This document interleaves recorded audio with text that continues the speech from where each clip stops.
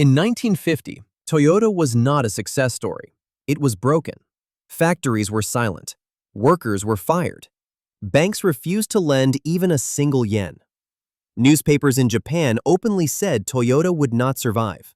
The founder had resigned in shame. His dream had collapsed. At that moment, Toyota was just months away from disappearing forever. And yet, today, Toyota is the largest car company on Earth. So what happened in between? What single decision saved Toyota when failure seemed guaranteed? And why did that decision go against everything American car companies believed in? Stay until the end, because this is not just a car story. This is a story about survival, discipline, and a mindset that changed the world. This is the untold story of Toyota. Toyota did not begin with cars. It did not begin with engines, factories, or wealth. It began in a small, poor Japanese village, surrounded by rice fields and wooden homes. In the late 1800s, Japan was still struggling to modernize. Most people were farmers, education was rare, poverty was normal. In this world, a boy was born with no money, no connections, and no future promised. His name was Kiichiro Toyoda. He was not a genius by education. He never attended a prestigious school. But he had something far more powerful, an obsession with fixing problems. Kiichiro watched his mother work endlessly on hand-powered looms. Long hours, broken threads, wasted effort. And he asked a simple question. Why must hard work always mean suffering? With no formal training, Kiichiro began building machines from scrap wood and metal. He failed again, and again, and again. At one point, he lost money he did not have. People laughed at him. Even his family doubted him. But quitting was never an option. Instead of giving up, Kiichiro improved his designs one small step at a time. Eventually, he created an automatic loom that stopped itself when a thread broke. It was a simple idea, but it was revolutionary. For the first time, quality improved without wasting effort. That single idea, eliminating waste and improving continuously, would later become the soul of Toyota. Kiichiro's invention became so valuable that even British companies bought the rights to it. The money from those looms would later fund a dream far bigger than textiles. But Kiichiro did not know that yet. His greatest creation was still to come.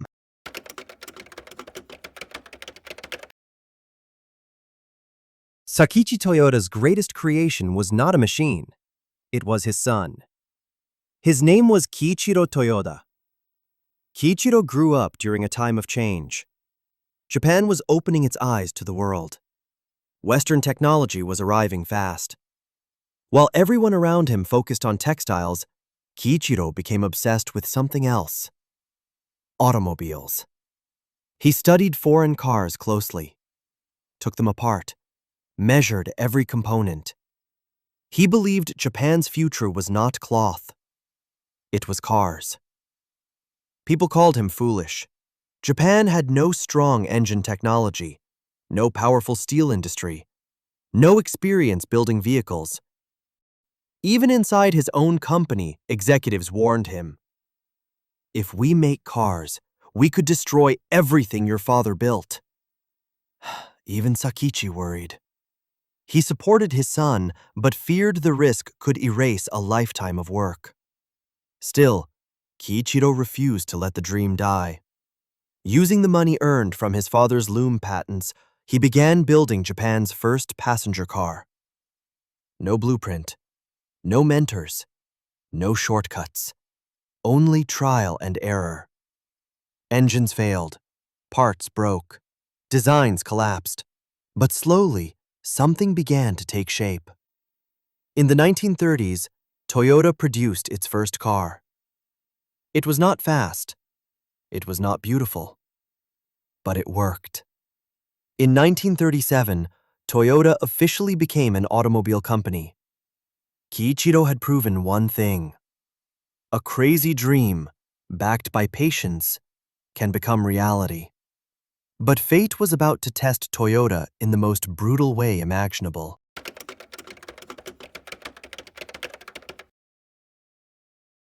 Just as Toyota found its footing, the world went to war. In the late 1930s, Japan was pulled into a conflict that changed everything. Factories no longer built dreams, they built weapons. Toyota was ordered to stop making passenger cars and produce military trucks for the Japanese army.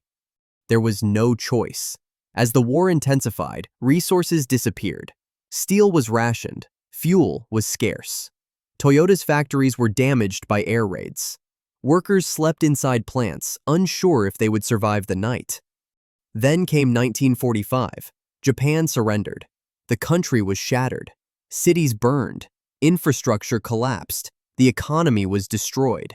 Toyota's factories stood half-ruined. There were no customers, no money, no future in sight. By 1949, Toyota was drowning in debt.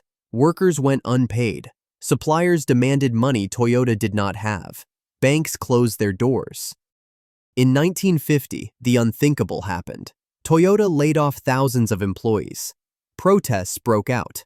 Anger filled the streets. At the center of it all stood a broken man. Kiichiro Toyoda resigned as president. The dream he fought for his entire life had collapsed. Soon after, Kiichiro died.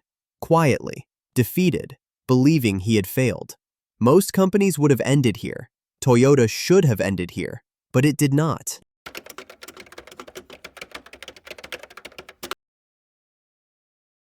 Toyota survived the war, but survival was not success. In the early 1950s, Toyota faced a brutal truth. They could not compete with American car companies. Not in size, not in money, not in speed. Companies like Ford and General Motors produced cars in massive volumes. Toyota did not have that luxury. And that limitation forced Toyota to ask a dangerous question. What if the American way was the wrong way? Instead of chasing scale, Toyota chased efficiency. Instead of producing more, they focused on producing better. From this thinking, a revolutionary philosophy was born, the Toyota production system.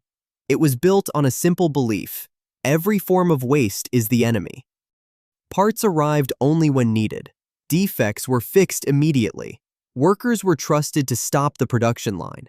Ordinary workers were given the power to stop million-dollar systems. That trust changed everything. There was no ego, no shortcuts, only one obsession: continuous improvement. The Japanese called it kaizen, small improvements, every day, by everyone. Slowly, Toyota's cars became more reliable, fewer defects, lower costs, higher trust. While American companies focused on producing more cars, Toyota focused on producing better cars. That quiet decision would soon shock the world.